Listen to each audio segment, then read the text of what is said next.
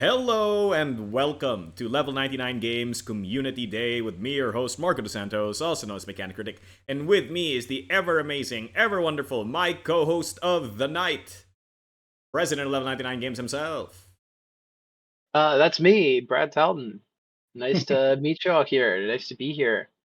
Thanks for showing up to talk with me and Marco about all the things worth talking about. And also Todd, who's with us today. And let me introduce Todd, who is Hello. our lead of marketing, who has a storied past in the board games industry. Yeah, maybe you'll get to hear some old war stories from Todd. I do love how Oh, that's like perhaps Any it depends on where it goes. understatement of the century, right? no, no, no. Yeah, Well, yeah. welcome. Well, Brad, Todd. So there's a special reason. There's a really special reason why we have Todd on the show for this week. Is because this week we're going to be discussing events like Gen Con, Kubla Khan, Board Game Expo. All of these things are shows that we end up attending. So we wanted to have Todd here to talk a little bit about that because he's the one who ends up having to go there. He was at Dice Tower Con, right? Like you were at Dice Tower Con, you were also at Gen Con. I was. You were at like every con, man. So uh, that is something that you have a lot of experience with. And so, we want to talk a little bit about what's happened at those events, why we do those events, and of course, any special stuff that we did at those shows. But before everything, guys, how are you? How's life? Todd, how are you? It's funny you mentioned all of that because even next week I'm leaving for another one, which I'll talk about when I go into the different types of conventions we do. But yeah, I'm doing well. Just working on the different campaigns, getting ready for Bride Spectacular, lining up things for that. So yeah, it's exciting. Awesome. I'm super excited for Brightest Spectacular. It's going to be a fun one. Mm, mm. But Brad, how about you? yeah, How's life?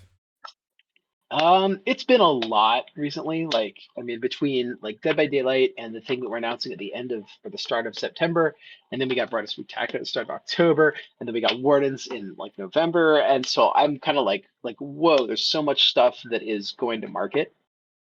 Mm. Right now, like it was the first half of the year, it was just release, release, release, release, release, and now at the back half of the year, it's just market, market, market, market, market, and I yeah, like the pace of it is Hectic?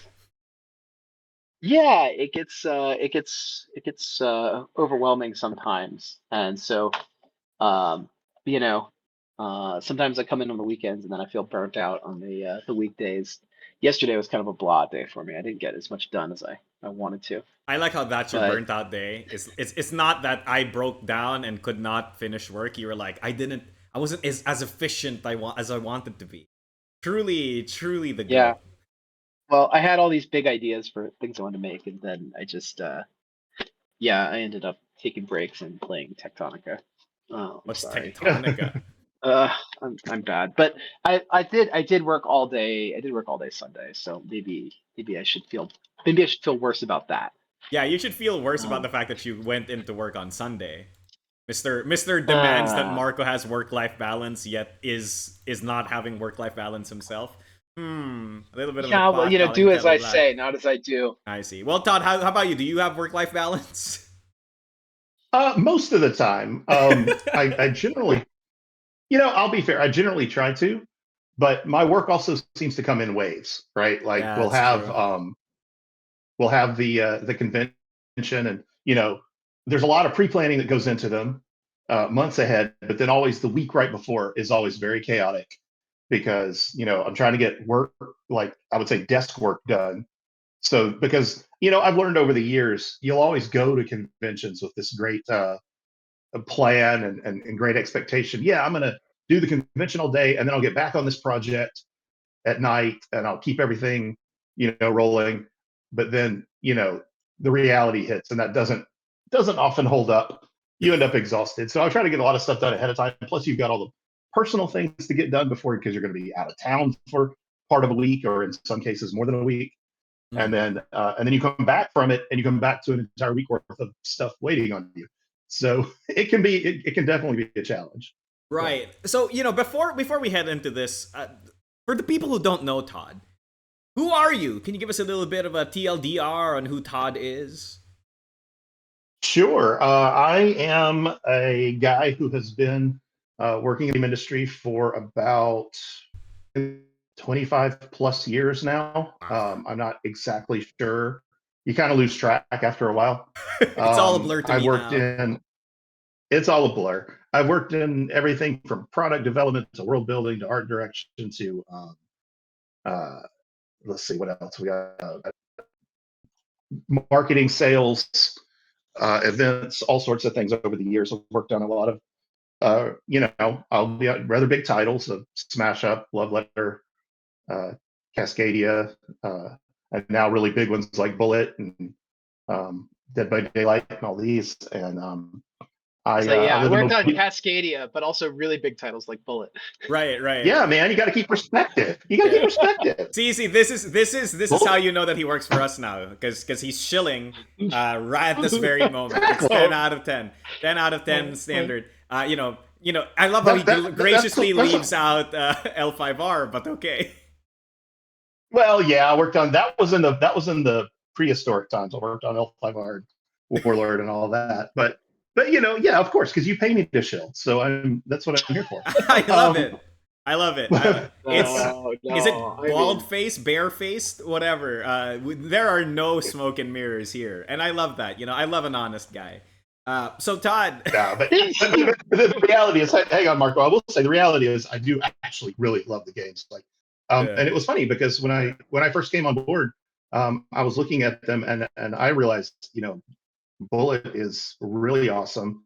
It's got a great amount of potential and all this other. And so I was like, hey, let's do that. And we've got some great campaigns with it. True. And we've really been getting it out there again. Oh, And so other than that, I live on the Gulf Coast down in Mobile, Alabama. I got 3 kids, 2 of which are out of the house now. One of them still in high school, and yeah, that's me in a nutshell. He goes home and becomes a Yeah. family man. I see. Well, Todd, Every day, every day, I do have a question for every day. you. So tell us a little bit about what happened at the last cons that you were at. You were at like 2 cons very recently. You're about to go to a third one. So, you are the special guest. We'll let you take the floor. Oh, well, thank you. So yeah, I was at earlier. I was at Dice Tower East, and Dice Tower East is down in Orlando, Florida. It's always a lot of fun. The folks from the Dice Tower are great. They put on a really fun convention. It was a lot of fun for me because I had um, all of our stuff in our booth, but I wasn't really doing a lot of retail. I was mostly just showing off our stuff. So I just got to spend all day talking about how fun the games are and how cool the games are. And it's Nice. hard to go wrong when you can spend all day doing that, right? I see. They had Campania in the hot games area, which was exciting because a lot of people got exposed to it. A lot of people got to play it. Um, and yeah, and so that was more of a hanging out. I had time to play games with a lot of people at night and meet people and things like that. So it was a bit more relaxed Mm. of a convention. mm, But then after that, of course, we had Gen Con, which is clearly one of the biggest ones of the year. Gen Con is yeah. is Mm. always a huge undertaking for any game company. Um, it It is 4 days of tons of people for the public, but for us, it's about 7 days because we have meetings and other business stuff before and after, time with our own team, to get to know what our plans are and work ahead on things like that, and then of course just time to spend together and have some camaraderie as well. But Gen Con as a show is huge. It's you know, what are we at? 70,000 attendees now total? Sheesh. Yeah, I think Um, so. Something like Something this. like that. Yeah. And so I'm pretty much manning the booth there all day. We have a fantastic partner in Miniature Market who does all of our sales. So again, sort of like Dice Tower, I get to just kind of focus on telling people why the games are good and explain the games to people and give them previews of upcoming things. But it is a lot of just talking all day long for about I'm 8 hours surprised your straight. voice has So survived, Todd. That's what I'm surprised about. The real thing is, over all the years, one thing that you do learn in order to survive is to keep a pace. You have to really make sure that even in the noise of the convention hall, that you don't overdo it, because you can easily blow your voice out if you're not careful. It's too real. It's too real. So you mentioned talking about a lot of the games and stuff and showing people some previews. Can you give the audience here right now, and people who'll be watching the VOD, a preview of what you were talking about at Gen Con, right? What were the games you were previewing? What were you talking about? Oh yeah, yeah. Well, the main thing we were doing, we have our four, big high profile ones there. We had Bullet, we had Dead by Daylight, Campania, and Spectacular, of course. But we also made a point to get previews of the Bride of Spectacular monsters out there, which was really exciting, because people could see them for the first time, and we were able to show off a few. And then Brad, of course, kept some as well for his meetings, where he was showing off a lot of the other new stuff. Things that he could show to, say, media and partners that we didn't necessarily show off to the public at the booth yet. But they did get to see. They did get to see Bride of Spectacular, which was really really fun, and people were very excited about it. In fact, we had some folks coming up to the booth who would just say, "Hey, I heard you had Bride here. Can I take a look at it?" And I was like, "Yeah." So probably about every fourth person was just coming directly up to look at Bride Spectacular. Every Really? fourth bird. That's like 20. That's just the first time I'm hearing about this too. I may be overestimating it a little bit, because you see hundreds, possibly even thousands of people a day at that show coming by the booth. So I can't keep an accurate total, but it felt like a lot. I'm just going to put it that way. I believe it, Yeah. but it's a good feeling too to hear it out loud that that we've got that kind of engagement with the upcoming expansion. So I'm super excited. Oh gosh, I'm excited. Well, Todd, how about if you don't mind, can I hear a little bit about your spiel for Bride of Spooktacular that you were giving to everybody who showed up at the booth? So they would come up and they would want to see them, and I would basically tell them, yeah, this is Bride of Spectacular. It's a year later. The theater that had undergone so much chaos that everyone swore would never reopen is, of course, reopening. And there's all new monsters and new movies that they're going to show, because that's a smart thing to do. And we have all these really cool new monsters that are coming to the screen, and then I would show them a few of the monsters and hint at the movies they were based on if they couldn't figure it out. Most of them could figure it out pretty quickly. Makes sense. And then the cool part was, Josh had worked very quickly with the factory to get some early pre-samples of the meeples of the monsters, which are always the most eye-catching part. And people were very excited to get to see those, because we had them sitting there, and it was funny. People who didn't even know what Spectacular was would see those from the walkway. Mm-hmm. Sorry, my voice went out for a second. But they would see them from the walkway and come right over and say, "Oh, I just wanted to know what these were." Oh. That confirms it, Brad. That confirms it. Table presence is everything. They're nice. They're a nice. No, they're nice gameplay. And we, early we talked about doing miniatures, and we thought that because of the nature of the game, that it's more of like a comedy, tongue in cheek sort of horror, that we'd get a lot more mileage out of the caricatures on bright colored pieces as opposed to more traditional monster minis. And I'm continue to be glad that we went that way with it. But anyway, I'm yammering on. You go ahead, Todd. Oh yeah, thank you. Sorry, my voice cut out for a second on there. My mic did, but that would just pull people in, and they were very excited about that. So it was a really easy pitch to people. People came in mostly excited about it, and like I said, if they had not seen Spectacular before, they were very excited by what was on the table. That makes a lot of sense. Well, Todd, you need to tell me something really important, which is, why do we do these shows? Right?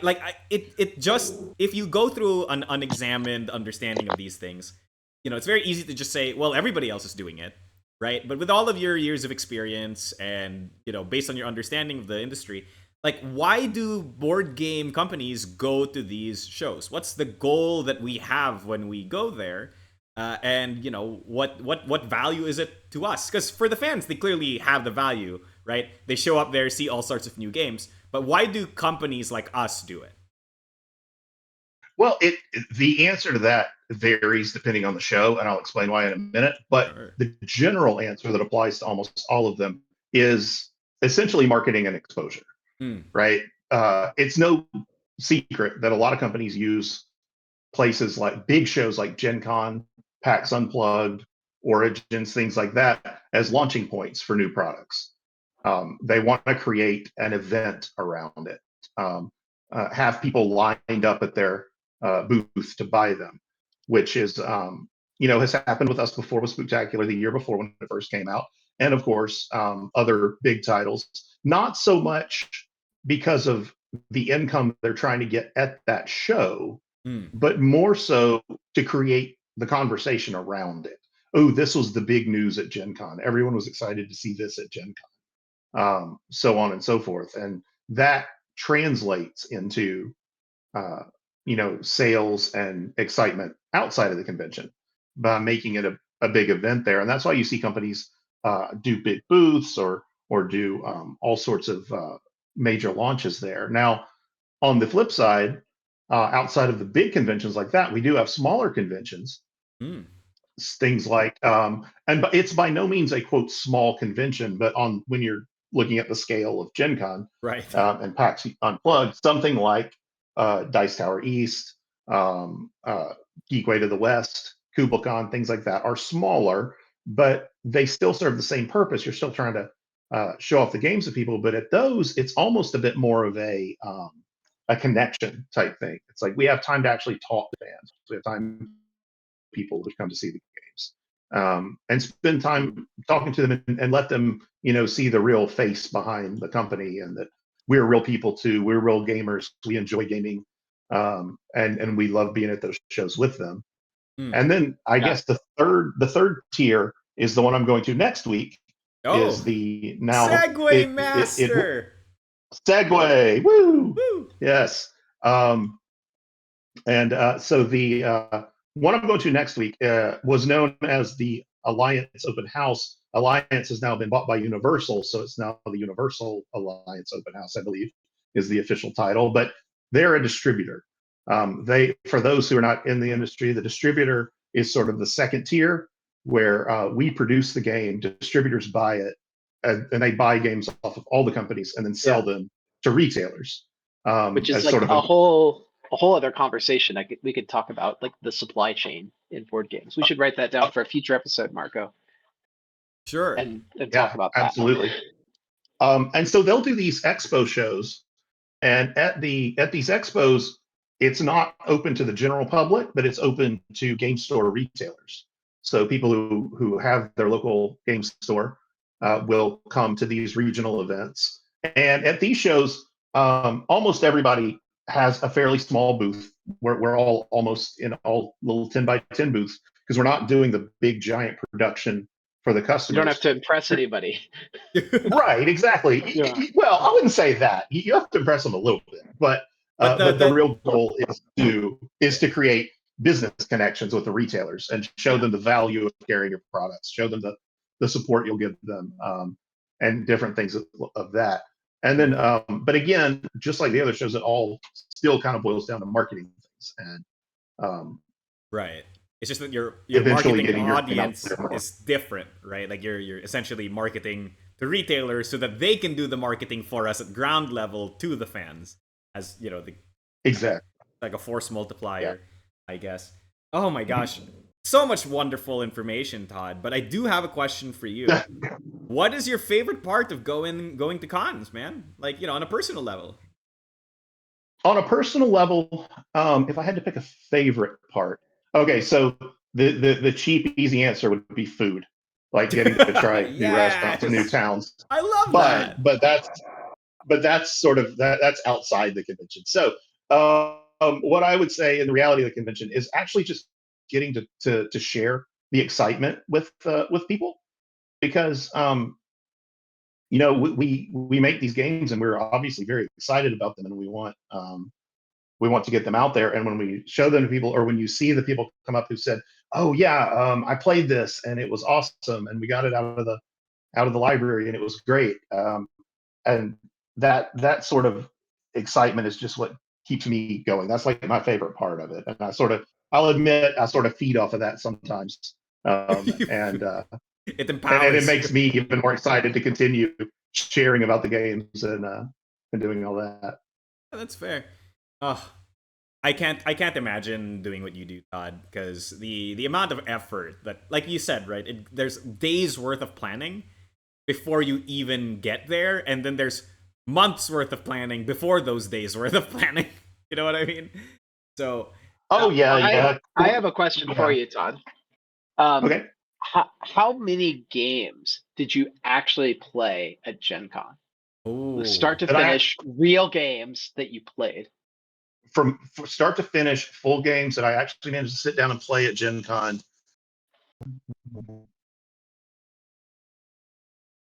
I'm going to say 4. 4. Okay, and we were there for 7 days.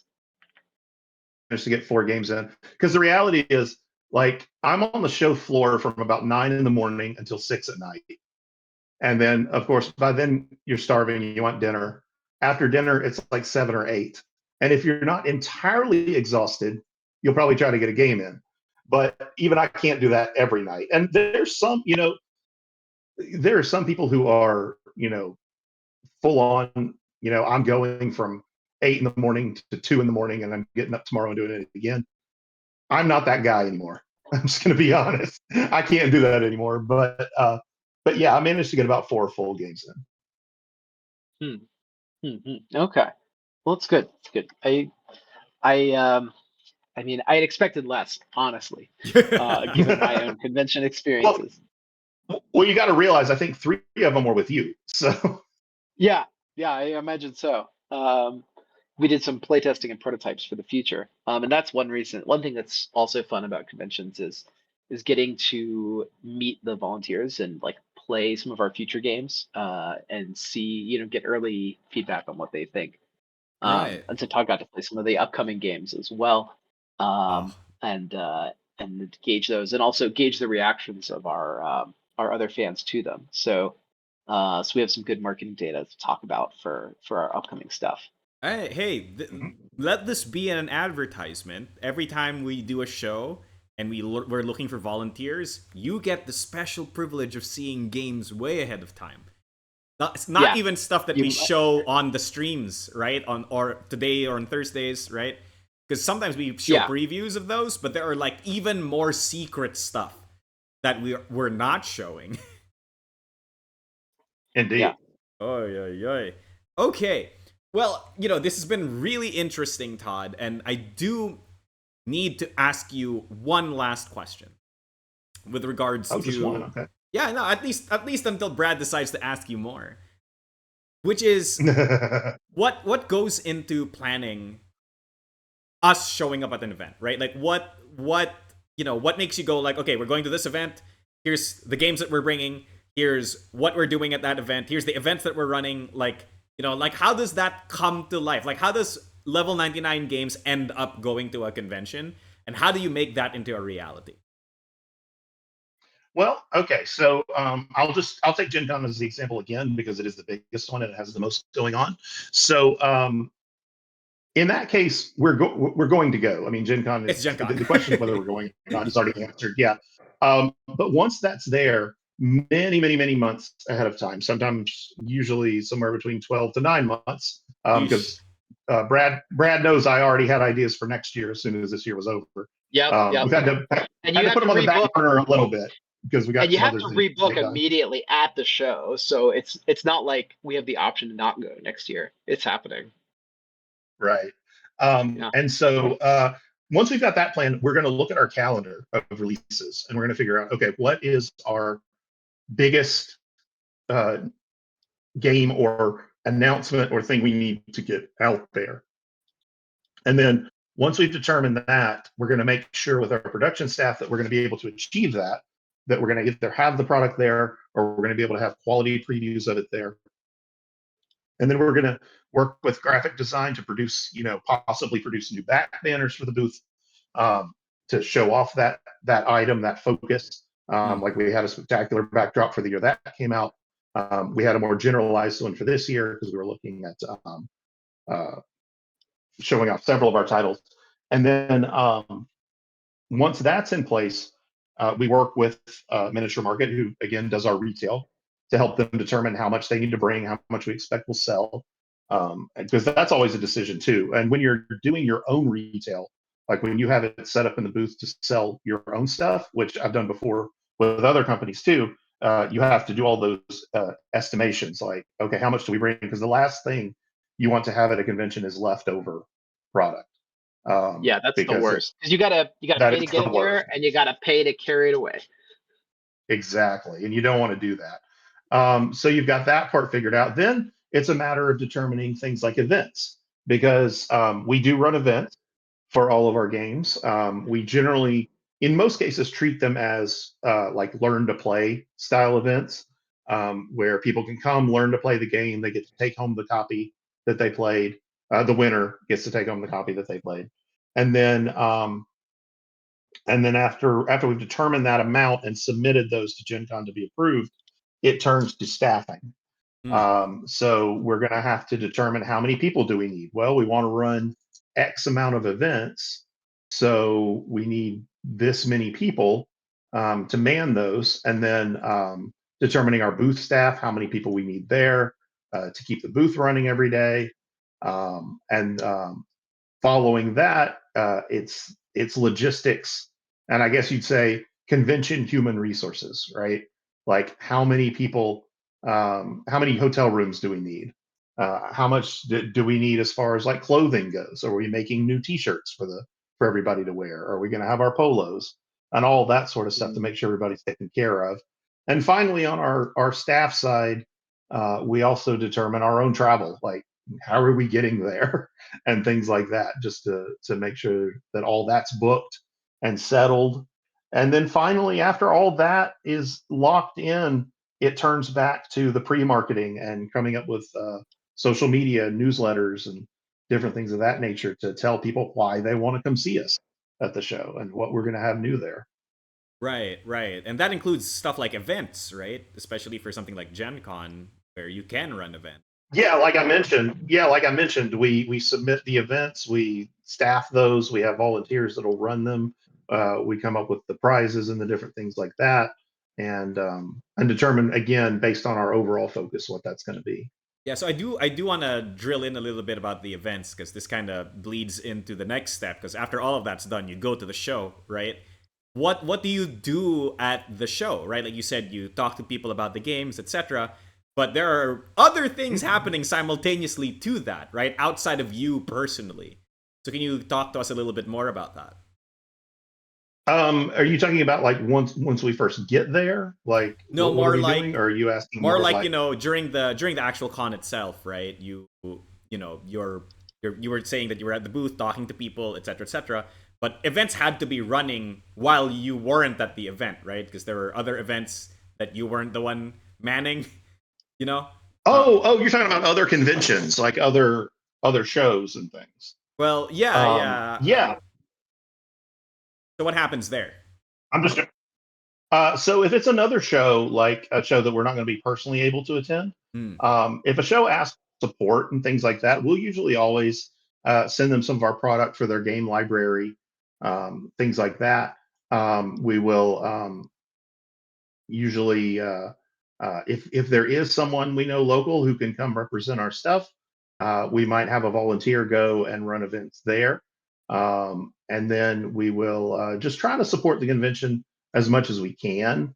But without us in attendance, it's usually kept to things like we're going to have maybe a single volunteer there, or just supply games for their game library and for their hot games area that they can set out and have running all throughout the show. Because again, level 99, we're what, about six people? Yeah. So as much as we, as much as we'd love to, we can't make it to all the shows that we'd like to get to. But that's usually what we do as our support for shows we can't personally be at. Got it. Okay, great. And it sounds like it's a lot of which coordination. is a lot of then. shows. Yeah. It's a lot of shows that we can't be at. Well, yeah, because there's physical limitations, right? So for all of those, we need volunteers, and even then, we don't have enough volunteers. It's kind of crazy to me because while you're doing the show, it's very possible, Todd, right? While you're doing the current show, let's say you're at Gen Con, you have volunteers at other shows doing stuff, but you also have the volunteers at the current show doing stuff, and then maybe, just maybe, there's like an event in a different room at Gen Con for like, play to win spooktacular or something like that. And you're not there either because there's another volunteer doing that. So is a lot of your job about like people management? Like how much of your job is like managing all these people at an event, right? Well, that actually is one of my key roles, is managing the other people. But the folks that we have volunteer for us are fantastic. Like the group we had this year, Gen Con, was awesome. And it's great when you have people that are kind of, and I don't use it in a bad way, but they're kind of fire and forget, right? It's like, okay, everybody knows what they need to do, and they do what they need to do, right? And I can think always the kind of right count way on to say them. it was people you can trust and count on. Yeah, exactly. Yeah. Well, I mean, it's the same thing, right? It's like, hey, I can point them at the event, and I know it's going to go well. I don't have to Sure, it worry just about sounds much better. I just trust All them right. like I do firearms. I trust my firearms. Yeah, exactly. I do. I would trust them to shoot somebody for me. Oh my gosh, I do want to say that if we're talking about that group of Gen Con, shout out to the volunteers at Gen Con. I don't know who went. I know Quixotic went. I don't remember. Quixotic was there. Nagamoto was there. Red was there, and I'm forgetting one more person. Lark. Lark. Red Neil's Lark. Yeah. Yeah. And the good thing is, one thing I didn't mention in the pre-planning is that a lot of that, once we've scheduled those events and found the volunteers who are going to be a part of it, is creating a schedule for them. Okay. But also not just that, bearing in mind their own desires, right? I mean, like when you come to volunteer at a convention, like I don't want to keep them working the entire day. I want them to be able to go and enjoy the show and do some of the fun things they wanted to do as well. So just managing their schedule so that everybody gets a little free time to get out there, enjoy some of the events, and also be able to cover all of our needs for events. But that's usually squared away in the weeks before we even get there. Got it. Oh gosh, and it's such an undertaking, and you're about to do all of it all over again. Well, the next big one we have would be PAX Unplugged, which is I believe it's in early December now. Oh. It was in November before, but I think it's early December now. The rest of them up until then, like I said, I've got the Universal Alliance show next week, and then a week and a half after that, I've got the Universal show up in Canada, which is their Canadian arm of it. So I'll be at that, and then. All right. Well, while you're there, can you convince them to let us make a Minions board game? Is that a thing? Is that a thing we could do? You mean just Canada? Oh, not that Universal. Wrong Universal. Yeah, not wrong Universal. It took me a minute to catch on to that, Marco. I legit for a moment thought you were asking if the Canadians would let us make a Minions game, and I was like, how does Canada have control over that? Yeah, unfortunately, Universal Distribution, not a subsidiary of Universal Studios yet. Aw, dang. Oh my gosh. Well, we've been talking for quite a while, and it's been a lot of information. We have some people in chat. So chat, if you have any questions for Todd about events, maybe you want to volunteer or anything, feel free to tell us in stage chat. And while we wait, I am going to now try to guess what games Todd is going to bring to the con next week. Bride of Spooktacular. Am I getting that right? This was a firm yes or no? Actually, no. In that case, the prototype is back at home with Brad, so I will. Yeah, Because I'm going to be taking it on my trip to Seattle to show Penny Arcade. So we're going to Ah, do that live play next week, and so I've got the prototype. you're gonna do a live play? Okay. Well, Yeah. thanks for just like announcing it out of the blue. I didn't know that. Well, Uh, I mean, it's like I had to announce it sooner or later. okay. All right, Todd. Let me keep guessing. Bullet. Bullet will be there. Yes. All right. Regular spooktacular. Regular Spooktacular will be there. Nice. Okay. One more guess. One more guess. Is it Dead by Daylight? It may in fact be there. Yes. Yes. Oh. 3 for 4. I think is the way to say that. You know what? 75%. I'll go take it. Well, Brad, did you have any questions more for Todd, for me, for anybody else? Do you want to speaketh forth? Oh gosh, I don't know that I have too much to add. This has all been pretty informative. Um, I guess and I talk to Top regularly, so I get to ask all my questions. In, in Mr. normal in Brad, the course of a normal work day. Mr. Brad So Talton, Mr. Brad Talton. Hey guys, yeah. can we like step aside a little bit here and just talk, just the three of us, okay? Brad, what I just did was a narrative device to turn you into some sort of audience surrogate, so that we could ask Todd a question that the audience may want to ask, but are too shy to ask. And so maybe even if I you was know the getting there. answer, maybe if you know the answer, you might still want to ask it just for posterity. All right, okay, back to enter the scene again. All right, curtains up.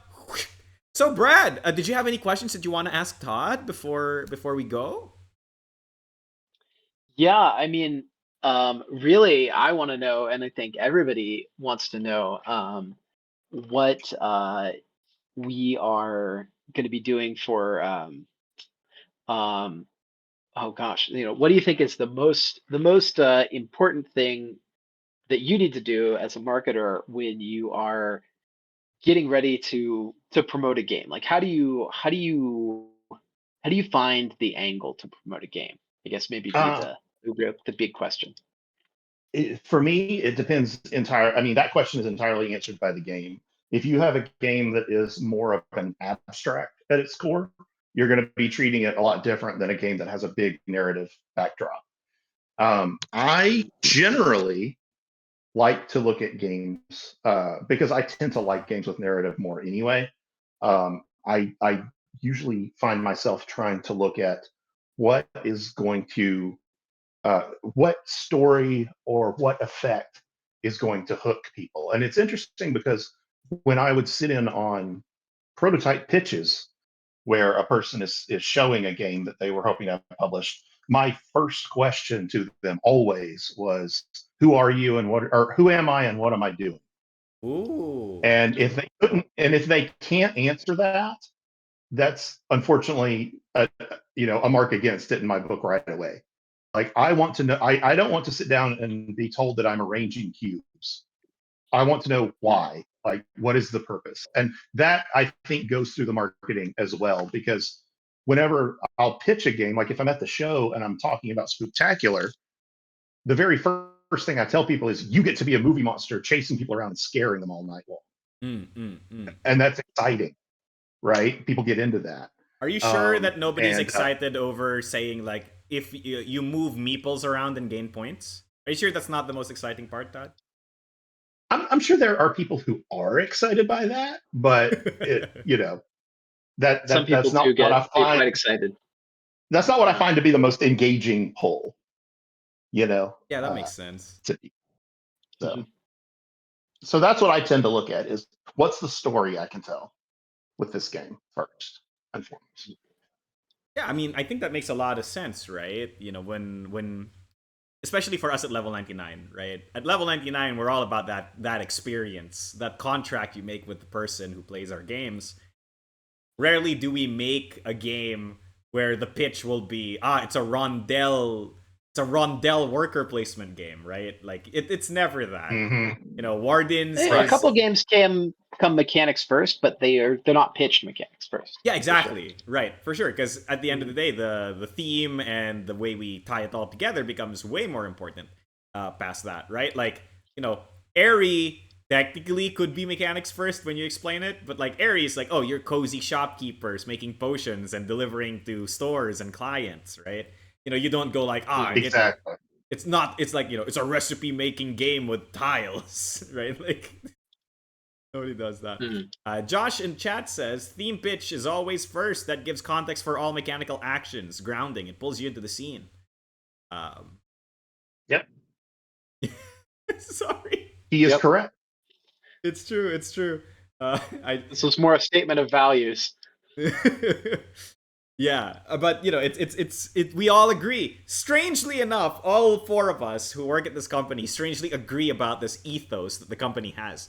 You know, I truly wonder.